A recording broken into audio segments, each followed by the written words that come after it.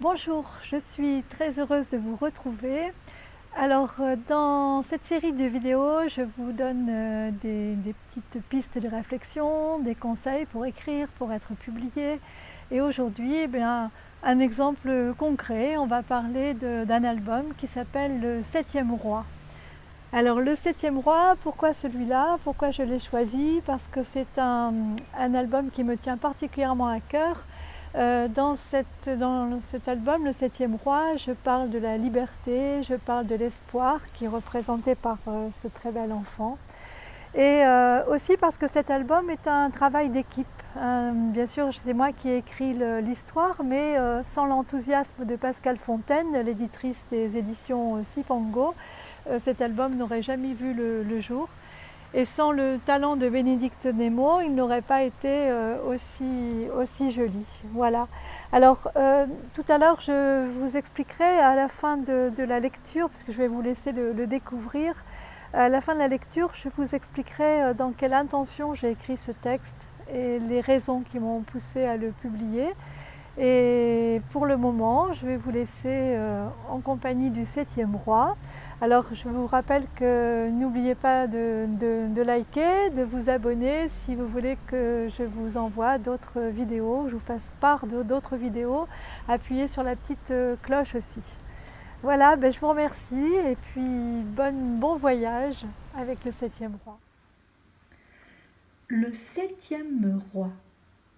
Une histoire de Daniel Fossette, illustrée par Bénédicte Nemo et parue aux éditions Sipango.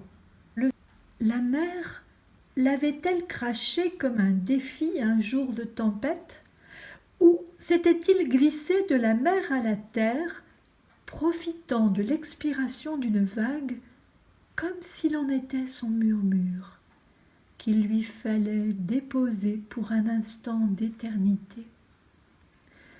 La mer seule pourrait le dire, mais parlerait-elle, elle qui n'est que secret? Qu'importe. Le mot était là, posé comme un oiseau fatigué de son ivresse. Il était là, telle l'empreinte d'un dieu fou, et le sable le portait comme on porte un bijou. Il était là, et qu'importe le reste. Mot échoué que le sable avide buvait déjà comme un poison délicieux. Mot gravé dans l'éphémère, tatoué sur une peau de sable, mot qui s'écrit et jamais ne se tait. Un seul mot et 7 lettres. Il ouvrait d'abord son L, lisse et lumineux, le L des livres et des lois. I venait ensuite, droit et fort, droit comme l'intégrité, fort comme l'idéal. B, gros de son ventre enfanté, fruit des noces, du vent et de la lumière, berçait en son sein la bienveillance et la bonté. E accueillait dans l'espace de ses bras une équité éternelle. R grondait comme le tonnerre, il se révoltait contre l'injustice et l'inégalité, ruait et se cabrait comme un cheval sauvage. T était équilibre, il était la terre qui porte et nourrit. Le E ne fermait pas le mot, il en était son mystère, il lui laissait son infini. Car le mot s'était posé là pour reprendre des forces à la sève du temps. Ils étaient 7, eux aussi, 6 rois, plus un seul. 6 rois venus de l'enfance trahie, de la rage du manque, du désert de l'amour inassouvi. 6 rois plus un seul. Le premier roi arrivait du royaume obscur. Dans sa poitrine battait l'ignorance. Sa bouche crachait des paroles d'arrogance. Ses bras étaient tordus comme des branches qui ne trouvent pas la lumière. Son corps s'était durci à l'étreinte du vide. Quand il aperçut le mot couché sur le sable, il piétina le L. Avec lui, moururent tous les livres jetés dans le feu de la mémoire assassinée. Avec lui s'éteignirent les lois et régna l'arbitraire. Du mot liberté, il ne resta plus que 6 lettres.